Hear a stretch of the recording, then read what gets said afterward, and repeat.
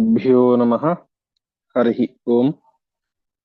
व्यासाय भवनाशाय श्रीशाय गुणराशये हृद्याय शुद्धविद्याय मध्वाय च नमो नमः। नारायणाय परिपूर्णगुणार्णवाय विश्वोदय स्थितिलयो नियतिप्रदाय ज्ञानप्रदाय विबुधा सुरसौख्य दुःख सत्कारणाय वितताय नमो नमस्ते। श्रीगुरुभ्यो नमः। हरिः ओम्। ಇಂದಿನ ಪಾಠದಲ್ಲಿ ನಾವು ಕಂಡಂತೆ ಭೀಮಸೇನ ದೇವರು ಮಹಾ ಪರಾಕ್ರಮಿಯಾದಂತಹ ಅಷ್ಟೇ ಪರಮ ವಿಷ್ಣು ದ್ವೇಷಿಯಾದಂತಹ ಬಕಾಸುರನನ್ನ ಅವನ ದೇಹವನ್ನ ಸೀಳಿ ಹಾಕಿ ಸಂಹಾರ ಮಾಡಿದರು. ಅವನ ಮುಂದೆ ಕ್ರಮವಾಗಿ ಅಂಧತಮಸ್ಸನ್ನು ಪಡೆದ ಎಂಬುದಾಗಿ ತಿಳಿಸಿದರು. ಇಂದು 92ನೇ ಶ್ಲೋಕದಿಂದಾಗಿ ಪ್ರಾರಂಭ. ಹತ್ವಾ ತಮಕ್ಷತಬಲೋ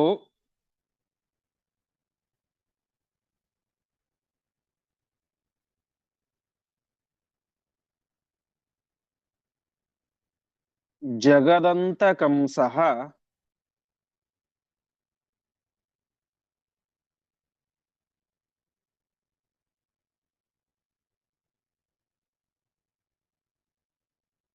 ಯೋ ರಾಕ್ಷಸೋ ನವಶ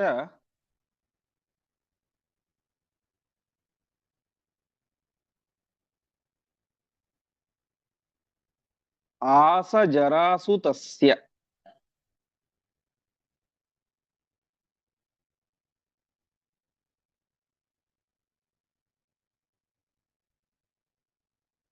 ಭೌಮಸ್ಯ ಪೂರ್ವಮಪಿ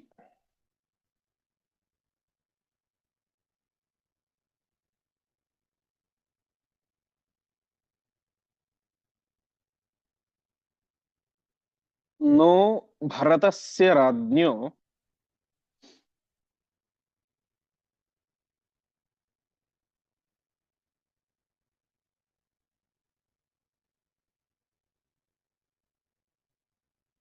ಭೀಮೋ ನ್ಯಧಾಪಯತ್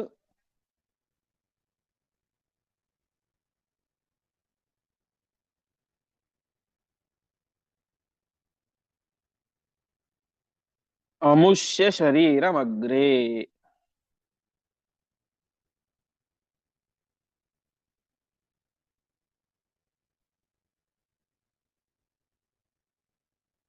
ಪದಚ್ಛೇದ. ಹತ್ವ ತಂ ಅಕ್ಷತಬಲಃ ಜಗದಂತಕಂ ಸಹ ಯಹ ರಾಕ್ಷಸಃ ನ ವಶಃ ಆಸ ಜರಾಸುತಸ್ಯ ಭೌಮಸ್ಯ ಪೂರ್ವಂ ಅಪಿ ನ ಭರತಸ್ಯ ರಾಜ್ಞಃ ಭೀಮಃ ನ್ಯಧಾಪಯತ್ ಅಮುಷ್ಯ ಶರೀರಂ ಅಗ್ರೇ. ಈ ರೀತಿಯಾಗಿ ಭೀಮಸೇನ ದೇವರು ಆ ಜಗದಂತಕಂ ಲೋಕಕ್ಕೆ ದೊಡ್ಡ ಪೀಡೆಯಂತೆ ಇದ್ದಂತಹ ಬಕಾಸುರನನ್ನ ಕೊಂದರು. ಕೊಂದವರು ಎಂಥವರು?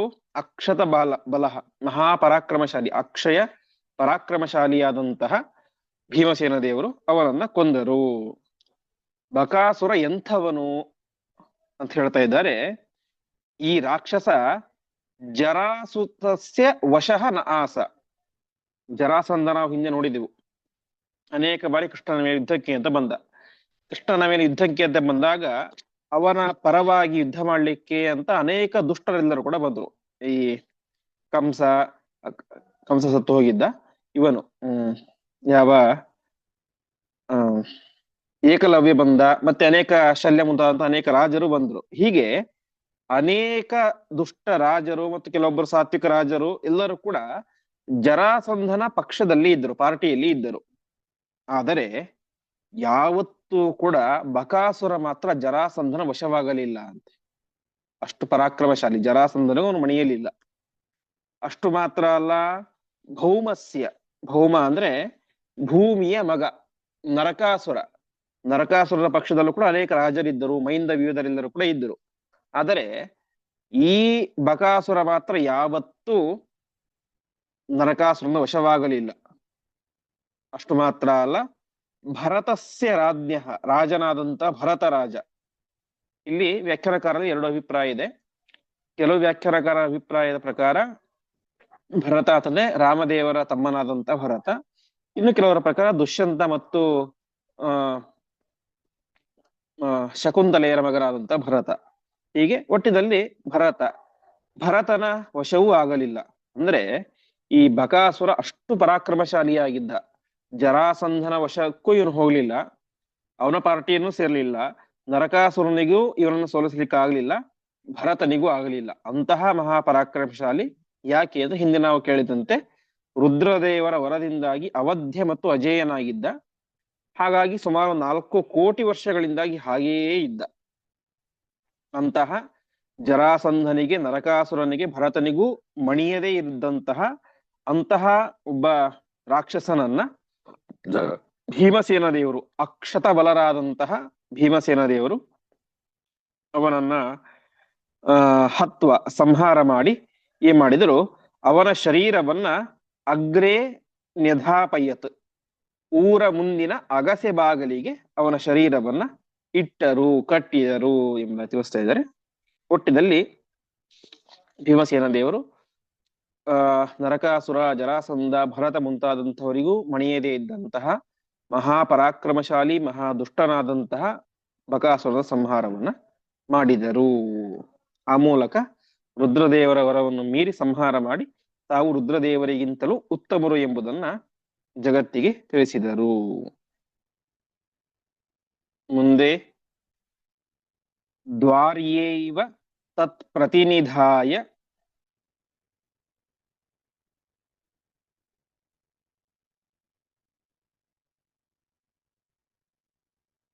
ಪುರಸ್ಸ ಭೀಮಃ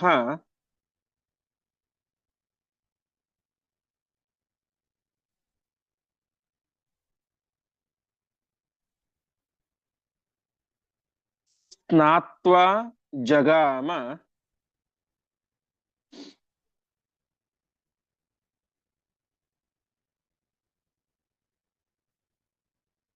ನಿಜ ಸೋದರ ಪಾರ್ಶ್ವಮೇವ.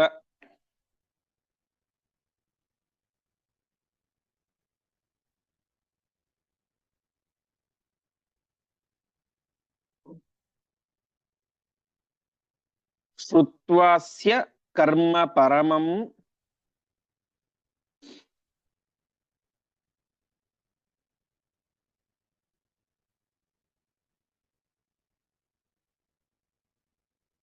ತುತುಷುಃ ಸಮೇತಾಃ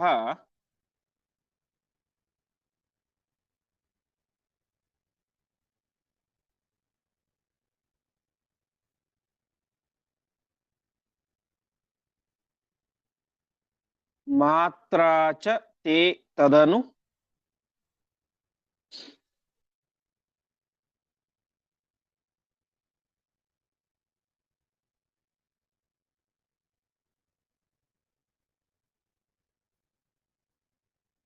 ಭೀತಿಯುತಾಃ ಪುರಸ್ಥಾಃ.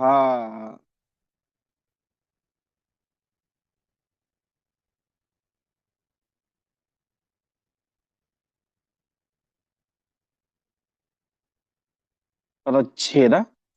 ದ್ವಾರಿ ಏವ ತತ್ ಪ್ರತಿನಿಧಾಯ ಪುರಃ ಸಹ ಭೀಮಃ ಸ್ನಾತ್ವಾ ಜಗಾಮ ನಿಜ ಸೋದರ ಪಾರ್ಶ್ವಂ ಏವ ಶ್ರುತ್ವಾ ಅಸ್ಯ ಕರ್ಮ ಪರಮಂ ತುತುಷುಃ ಸಮೇತಾಃ ಮಾತ್ರಾ ಚ ತೇ ತತ್ ಅನು ಭೀತಿಯುತಾಃ ಪುರಸ್ಥಾಃ.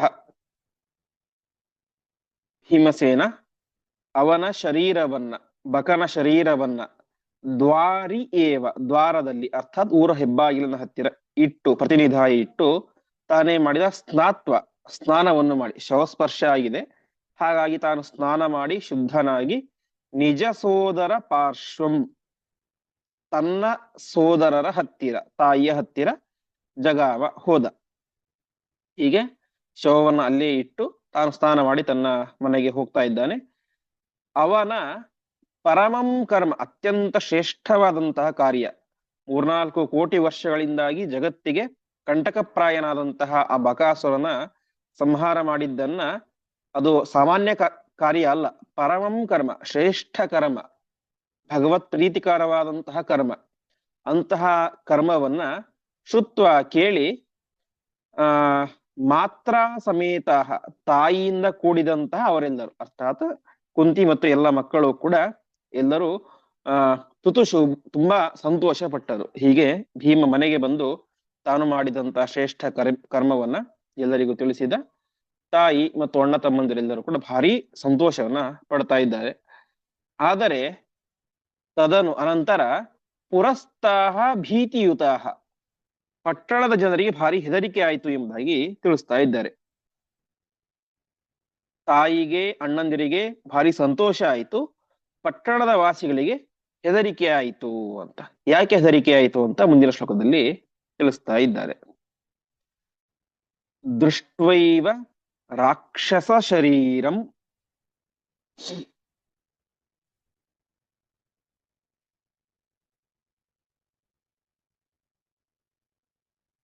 ಉರು ಪ್ರಭೀತಾಃ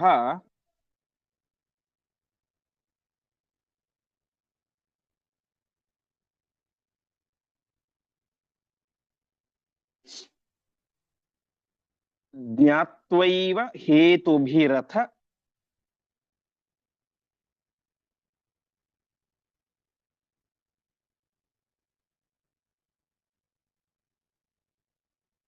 ಕ್ರಮಶೋ ಮೃತಂ ಚ.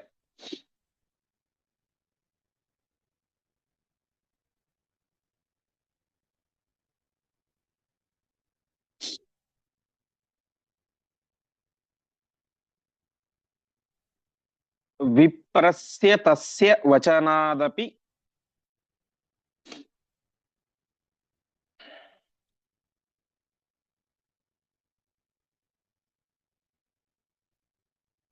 ಭೀಮಸೇನ ಭಗ್ನಂ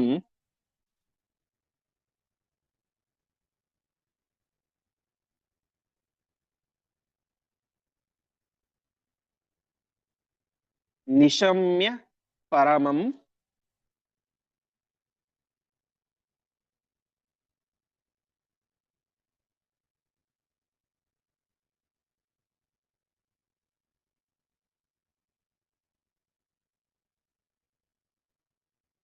ತುತುದುಶ್ಚ ತಸ್ಮೈ.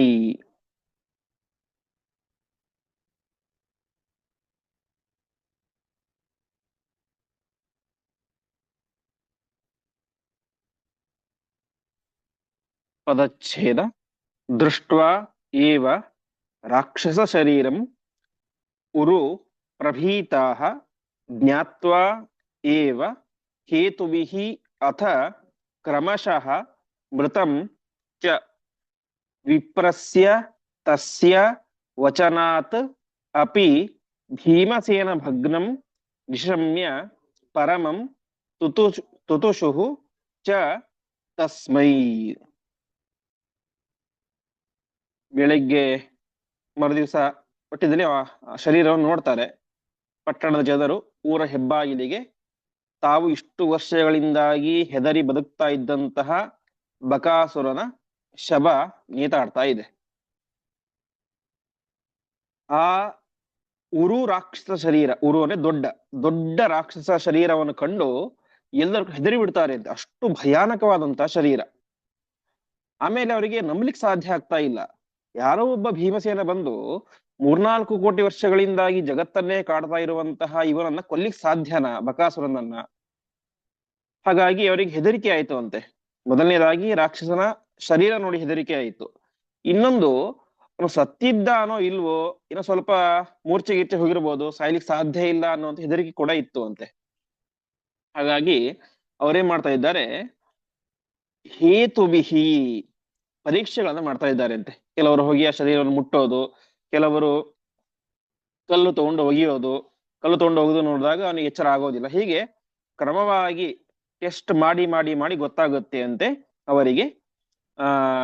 ಮೃತಂ ಜ್ಞಾತ್ವ, ಹೌದು ಇವರು ಸತ್ತಿದ್ದಾನೆ ಅಂತ ಗೊತ್ತಾಗುತ್ತೆ. ಗೊತ್ತಾದಾಗ ಅವ್ರೇನ್ ಮಾಡ್ತಾರೆ, ಹೇಗ್ ಸತ್ತ ಅಂತ ವಿಚಾರ ಮಾಡ್ತಾರೆ. ಕೊನೆಗೆ ಗೊತ್ತಾಗುತ್ತೆ ತಸ್ಯ ವಿಪ್ರಸ್ಯ ವಚನಾತ್. ಎಲ್ಲ ವಿಚಾರ ಮಾಡ್ತಾರೆ, ಇವತ್ತು ಯಾರ ಮನೆ ಪಾಳಿ ಇತ್ತು? ಬ್ರಾಹ್ಮಣನ ಮನೆ ಪಾಳಿ ಇತ್ತು. ನೀನು ಹೋಗಿದ್ದೀಯಾ? ಹೋಗ್ಲಿಲ್ಲ. ಮತ್ಯಾರು ಹೋಗಿದ್ರು? ಹೀಗ್ ಹೋಗಿದ್ದ ಅಂತ ಕೊನೆಗೆಲ್ಲ ಗೊತ್ತಾಗಿ ಆ ಬ್ರಾಹ್ಮಣನ ಮಾತಿನಿಂದಾಗಿ ಈ ರಾಕ್ಷಸ ಭೀಮಸೇನ ಭಗ್ನಂ, ಭೀಮಸೇನನಿಂದಾಗಿ ಸತ್ತು ಹೋಗಿದ್ದಾನೆ ಎನ್ನುವಂತಹ ವಿಚಾರ ಎಲ್ಲರಿಗೂ ಕೂಡ ಗೊತ್ತಾಗುತ್ತೆ ಅಂತೆ. ಆವಾಗ ಎಲ್ಲ ಪಟ್ಟಣದ ಜನರು ಕೂಡ ತಸ್ಮೈ ಪರಮಂ ತುತುಷುಹು, ಆ ಭೀಮಸೇನನ ಬಗ್ಗೆ ಭಾರಿ ಸಂತೋಷವನ್ನ ಪಟ್ಟರು ಅಂತ. ಹೀಗೆ ಭೀಮಸೇನ ಸಂಹಾರ ಮಾಡಿದ್ದಾನೆ ಎನ್ನುವಂತ ವಿಚಾರವನ್ನು ಕೇಳಿ ಪಟ್ಟಣದ ಎಲ್ಲ ವಾಸಿಗರು ಕೂಡ ತುಂಬಾ ಸಂತೋಷವನ್ನು ಪಡ್ತಾ ಇದ್ದಾರೆ. ಇಷ್ಟು ವರ್ಷಗಳಿಂದಾಗಿ ನಮ್ಮ ಊರಿಗೆ, ನಮ್ಮ ಗ್ರಾಮಕ್ಕೆ ಅಂಟಿದಂತಹ ಒಂದು ಶಾಪ ಪರಿಹಾರವಾಯಿತು ಭೀಮಸೇನ ದೇವರ ಮೂಲಕ ಎಂಬುದಾಗಿ ಭಾರಿ ಸಂತೋಷವನ್ನ ಸಮಗ್ರ ಪಟ್ಟಣದ ಜನರು ಕೂಡ ಪಡ್ತಾ ಇದ್ದಾರೆ. ಹೀಗೆ ಭೀಮಸೇನ ದೇವರು ಮಹಾಭಯಂಕರನಾದಂತಹ ಪರಾಕ್ರಮಶಾಲಿಯಾದಂತಹ ಬಕಾಸುರನ ಸಂಹಾರವನ್ನು ಮಾಡಿದರು. ಮುಂದೆ ಅನ್ನಾತ್ಮಕಂ ಕರಮಮುಷ್ಯ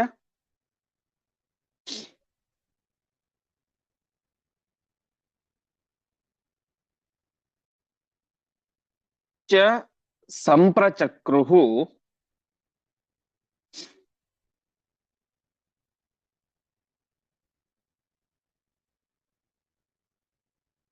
ಸೋಪೇನಮಾಶು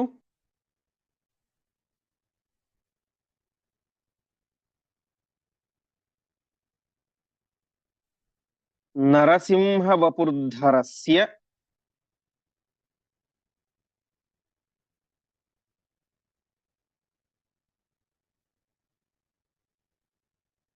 ಚಕ್ರೇ ಹರೇಸ್ತದನು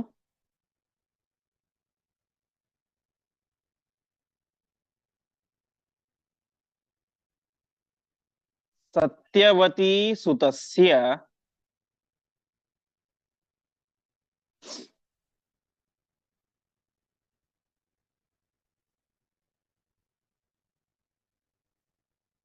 ವಿಷ್ಣೋರ್ಹಿ ವಾಕ್ ಪ್ರಚುದಿತಾಃ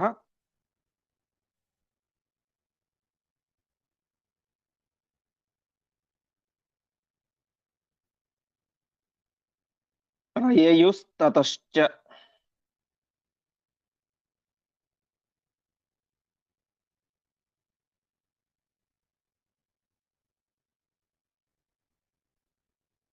ಕೆಲವೊಂದು ಪಾಠದಲ್ಲಿ ವಾಕ್ ಪ್ರಮುದಿತಾಹ ಅಂತಿದೆ.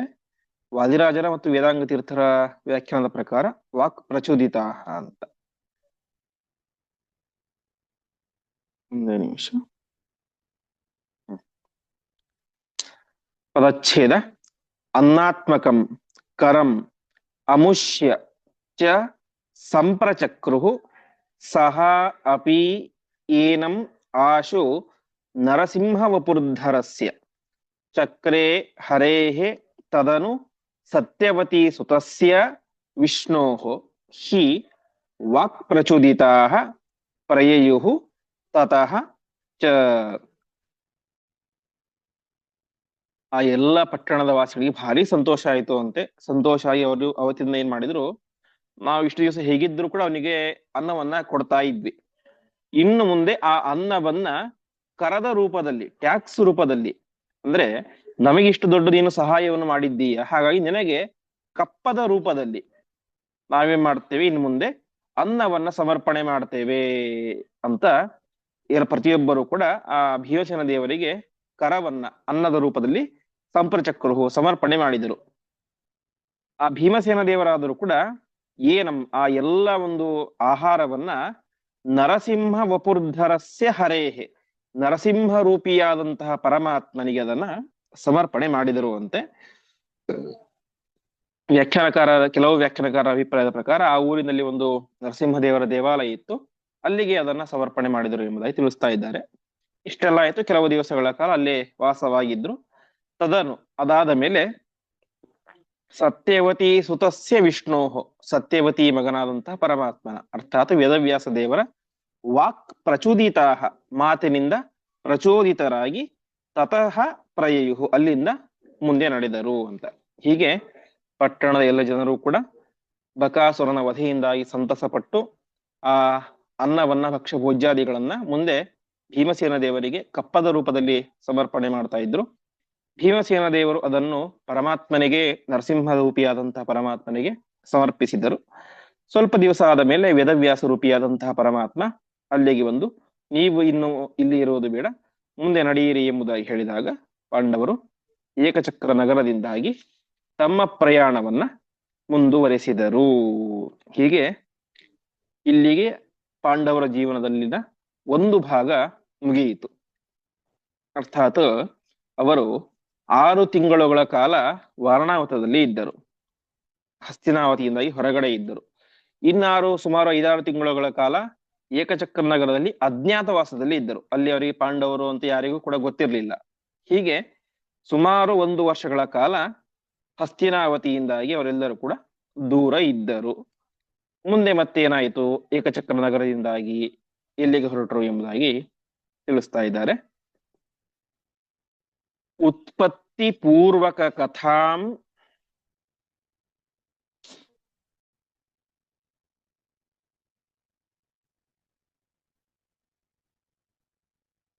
ದ್ರುಪದಾತ್ಮಜಾಯಾಃ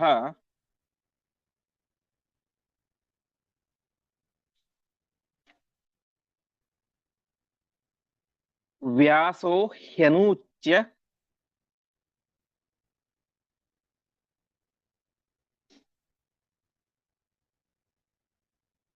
ಜಗತಾಂ ಗುರುರೀಶ್ವರಶ್ಚ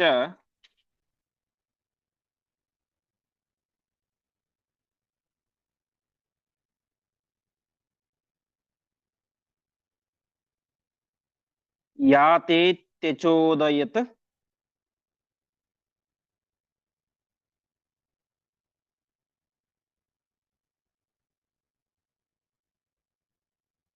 ಅಥಾಪ್ಯಪರೇ ದ್ವಿಜಾಗ್ರ್ಯಾಃ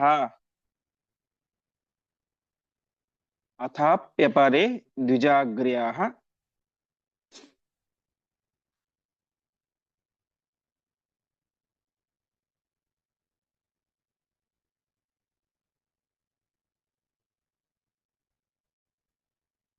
ತಾನ್ ಬ್ರಾಹ್ಮಣಾಃ ಇತಿ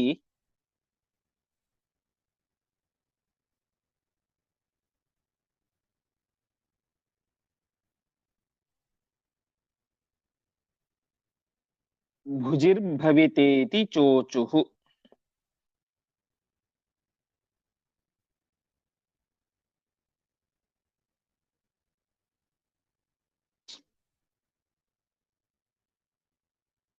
ಪದಚ್ಛೇದ.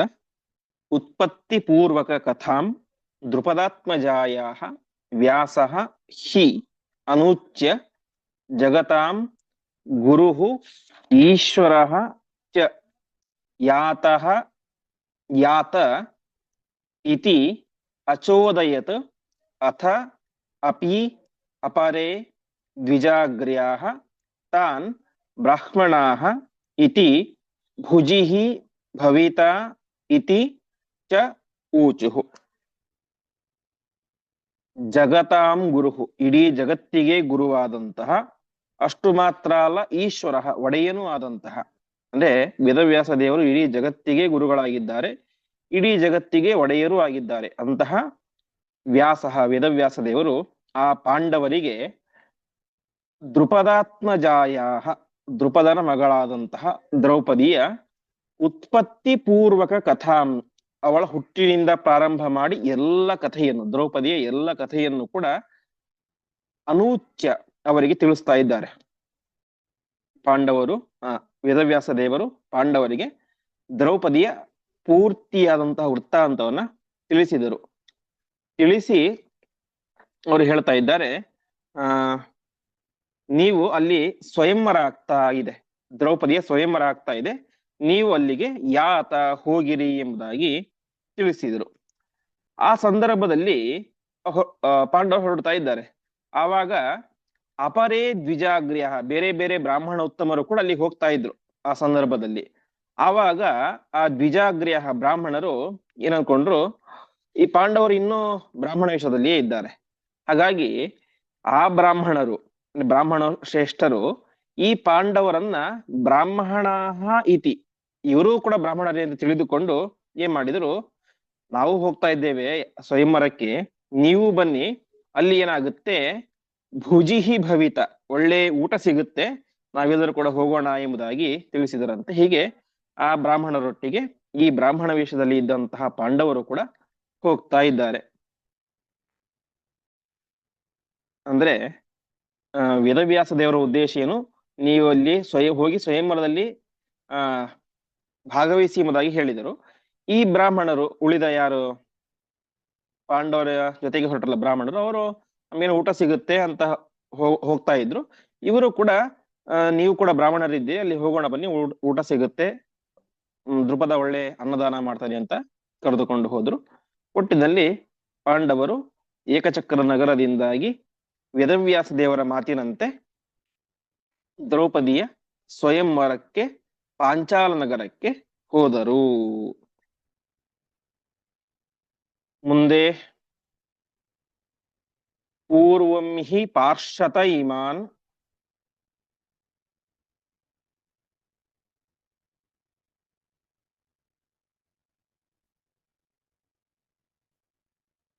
ಜತುಗೇಹ ದಗ್ಧಾನ್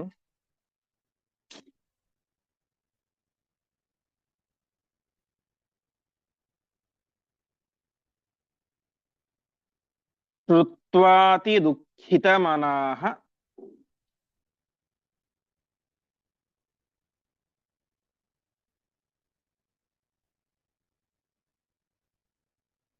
ಪುನರೇವ ಮಂತ್ರಃ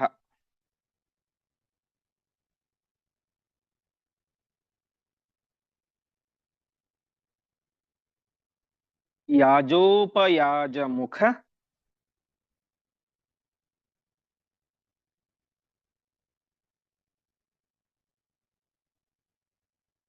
ನಿಸೃತ ಏವ ಮೇಷಃ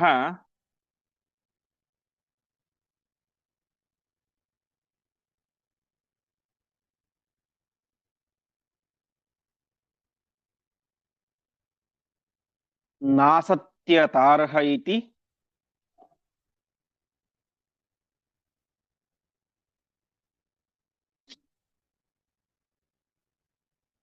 ಜೀವನಮೇಷು ಮನ್ಯೇ.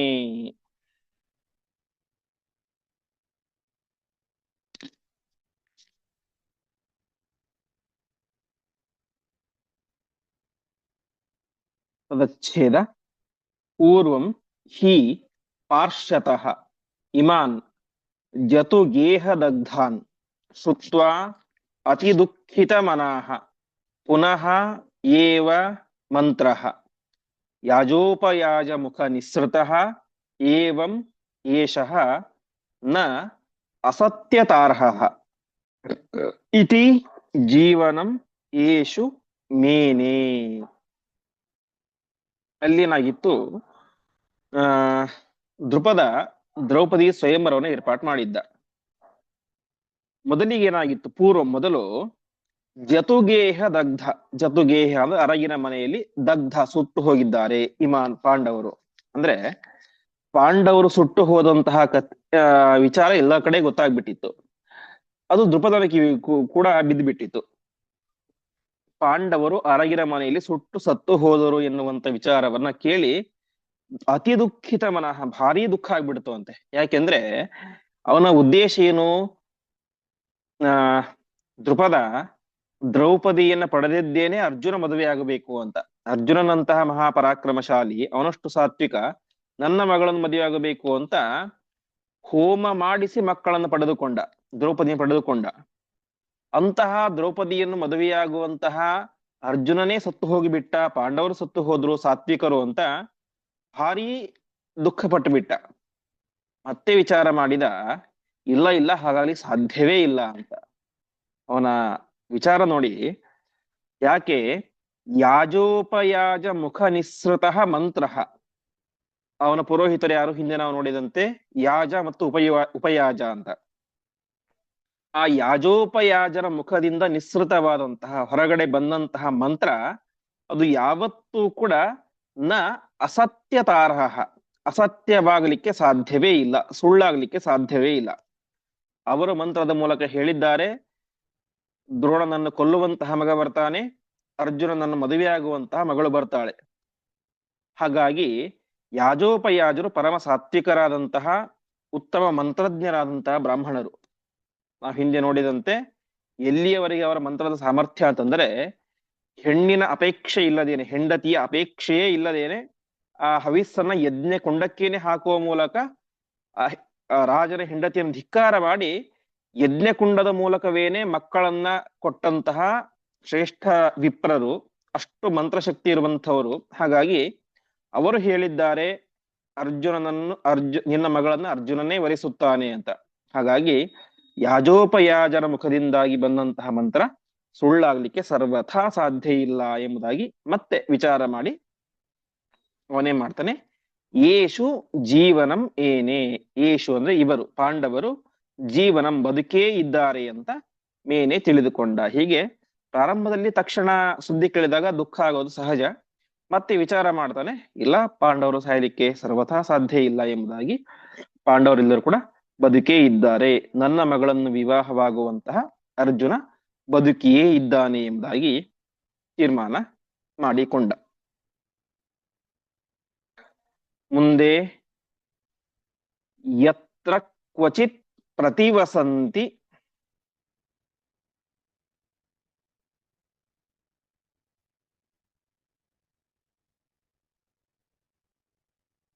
ನಿಲೀನ ರೂಪಾಹ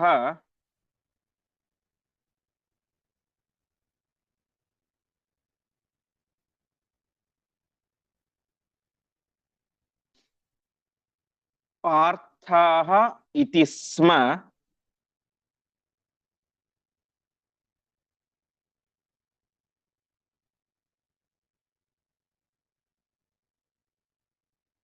ಸತು ಫಲ್ಗುಣ ಕಾರಣೇನ.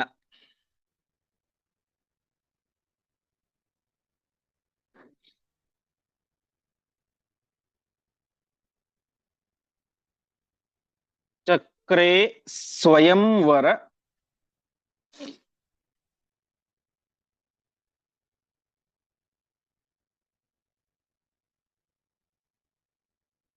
ವಿಘೋಷಣಮಾಶು ರಾಜಃ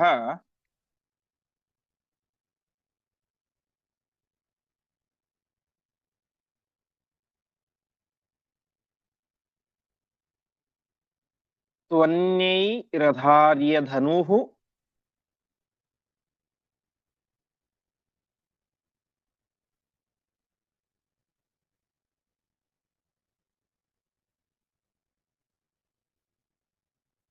ಈಶವರಾಚ್ಚ ಚಕ್ರೇ.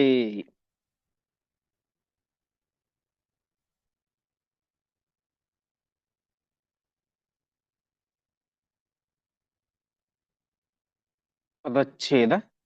ಯತ್ರ ಕ್ವಚಿತ್ ಪ್ರತಿವಸಂತಿ ನಿಲೀನ ರೂಪಾಃ ಪಾರ್ಥಾಃ ಇತಿ ಸ್ಮ ಸಹ ತು ಫಲ್ಗುಣ ಕಾರಣೇನ ಚಕ್ರೆ ಸ್ವಯಂವರ ವಿಘೋಷಣಂ ಆಶು ರಾಜಃ ತು ಅನ್ಯೈಃ ಅಧಾರ್ಯಂ ಈಶವರಾತ್ ಚ ಚಕ್ರೇ. ಅವನಿಗೆ ನಂಬಿಕೆ ಇತ್ತು, ಪಾಂಡವರು ಯತ್ರ ಕ್ವಚಿತ್ ಎಲ್ಲೋ ಒಂದು ಕಡೆ ನಿಲೀನ ರೂಪಾಹ ತಮ್ಮ ವೇಷವನ್ನ ನಿಲೀನ ಮಾಡಿ ಮುಚ್ಚಿಕೊಂಡು ಮಾರುವೇಷದಿಂದಾಗಿ ಎಲ್ಲೋ ಒಂದು ಕಡೆ ವಾಸವಾಗಿದ್ದಾರೆ. ಯಾಕೆಂದ್ರೆ ಯಾಜೋಪಯಾಜರ ಮಂತ್ರದ ಮೇಲೆ ಅವನಿಗಿರುವಂತಹ ನಂಬಿಕೆ, ಅಷ್ಟು ದೃಢವಾದಂತಹ ನಂಬಿಕೆ ಇತ್ತು. ಹೀಗೆ ಅವನೇ ಮಾಡಿದ, ಸರಿ ಪಾಂಡವರೆಲ್ಲೋ ವಾಸವಾಗಿದ್ದಾರೆ ಅದು ನಿಶ್ಚಯ, ಆದರೆ ನನ್ನ ಮಗಳಿಗೆ ಅರ್ಜುನನ್ನೇ ಕೊಟ್ಟು ಮದುವೆ ಮಾಡಬೇಕು. ಅರ್ಜುನಲ್ಲಿ ಕರೆಸೋದು ಹೇಗೆ, ಅವನೆಲ್ಲಿದ್ದಾನೋ ಗೊತ್ತಿಲ್ಲ. ಹಾಗಾಗಿ ಇವನೇ ಮಾಡಿದ, ಫಲ್ಗುಣ ಕಾರಣೇನ ಸ್ವಯಂವರ ವಿಘೋಷಣಂ ಚಕ್ರೆ, ನನ್ನ ಮಗಳು ಅರ್ಜುನನನ್ನೇ ಮದುವೆಯಾಗಬೇಕು ಅಂತ ಒಂದು ಸ್ವಯಂವರವನ್ನು ಏರ್ಪಾಟ್ ಮಾಡಿದ. ಸರಿ, ಸ್ವಯಂವರವನ್ನು ಏರ್ಪಾಟ್ ಮಾಡಿದ, ಬಟ್ ಅರ್ಜುನ ಬರಬೇಕಲ್ಲ ಅಲ್ಲಿಗೆ. ಅರ್ಜುನ ಎಲ್ಲಿದ್ದಾನೆ ಗೊತ್ತಿದ್ರೆ ಅವನಿಗೆ ಸ್ವಯಂವರದ ವಿಚಾರವನ್ನ ತಿಳಿಸಬಹುದು. ಅರ್ಜುನ ಎಲ್ಲಿದ್ದಾನೆ, ಪಾಂಡವರು ಎಲ್ಲಿದ್ದಾರೆ ಅಂತ ಗೊತ್ತಿಲ್ಲ. ಬೇರೆ ಯಾರಾದ್ರೂ ಬಂದು ಮದುವೆ ಆಗ್ಬಿಟ್ರೆ ಹೇಗೆ? ಅರ್ಜುನನೇ ಬರಬೇಕು, ಅರ್ಜುನನೇ ಮದುವೆ ಆಗಬೇಕು. ಅದಕ್ಕೋಸ್ಕರ ಇನ್ನೊಂದು ಉಪಾಯವನ್ನ ಮಾಡಿದ. ಏನು? ಈಶವರಾತ್ ರುದ್ರದೇವರನ್ನು ಕುರಿತು ತಪಸ್ಸನ್ನು ಮಾಡಿ ಅವರ ವರದಿಂದಾಗಿ ಒಂದು ಧನುಸ್ಸನ್ನ ಪಡೆದುಕೊಂಡ. ಅದು ಎಂತಹ ಧನುಸ್ಸು ಮತ್ತೆ ಸ್ಪೆಷಾಲಿಟಿ ಅಂದ್ರೆ ಅನ್ಯೈಹಿ ಅಧಾರ್ಯಂ, ರುದ್ರದೇವ ಅರ್ಜುನನನ್ನು ಬಿಟ್ಟು ಬೇರೆಯವರಿಂದ ಧರಿಸಲಿಕ್ಕೆ ಸಾಧ್ಯವಾಗದೇ ಇರುವಂತಹ ಒಂದು ಧನುಸ್ಸನ್ನ ದೃಪದ ತಾನು ರುದ್ರದೇವರಿಂದಾಗಿ ಪಡೆದುಕೊಂಡ. ಈ ರೀತಿಯಾಗಿ ನನ್ನ ಮಗಳು ಮದುವೆಯಾದರೆ ಅರ್ಜುನನನ್ನೇ ಮದುವೆಯಾಗಬೇಕು ಎನ್ನುವಂತಹ ಹಿನ್ನೆಲೆಯಲ್ಲಿ ಸ್ವಯಂವರವನ್ನು ಏರ್ಪಾಟು ಮಾಡಿದ.